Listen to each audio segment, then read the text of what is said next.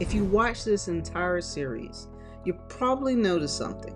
I never tried to convince you that Index Universal Life is good or bad, or right or wrong, because that conversation is everywhere already. This series was about something else. Understanding why IULs exist and how to think about it clearly. A quick walk back through the journey. We started with history, why traditional life insurance worked until the world changed, and we talked about why universal life was created and why it still wasn't enough. From there, Index Universal Life emerged, not as a replacement, but as a response. A response to volatility, a response to fear, a response to desire for progress without devastation. We broke down how it actually worked, not buzzwords, not marketing, just mechanics, indexing, participation without exposure, arbitrage, how growth is created without market risk, loans, access without liquidation, structure, why design determines outcome. Once you understand those four pieces, the mystery kind of disappears, and so does most of the noise. We address why so many policies fail.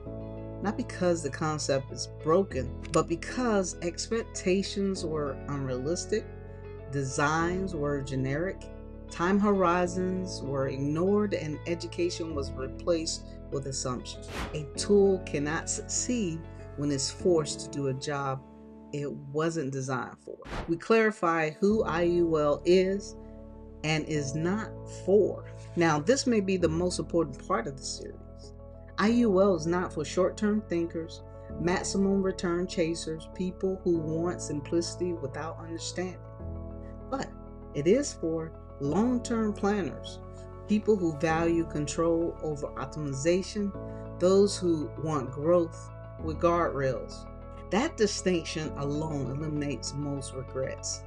We explain why IUL is so polarized, because it lives between two worlds. Insurance people judge it like insurance, investors judge it like investments, and both sides miss the point. Polarization thrives when nuance disappears, understanding dissolves it. And finally, the question that matters most, not should I get an IUL, but what job does this money need to do? How long can I commit? How do I actually feel about volatility? What assumptions am I accepting? And what would make this a bad fit? These questions protect you regardless of your answers. The real takeaway, Index Universal Life is not a belief system, it's a tool that requires a strategy. And tools don't deserve loyalty or hatred, they deserve understanding. Once you understand why it exists, how it works, when it fits, and when it doesn't, you stop arguing. You start deciding. The goal of this series was never to tell you what to do. It was to help you think clearly in a space that's usually loud, emotional, and confusing.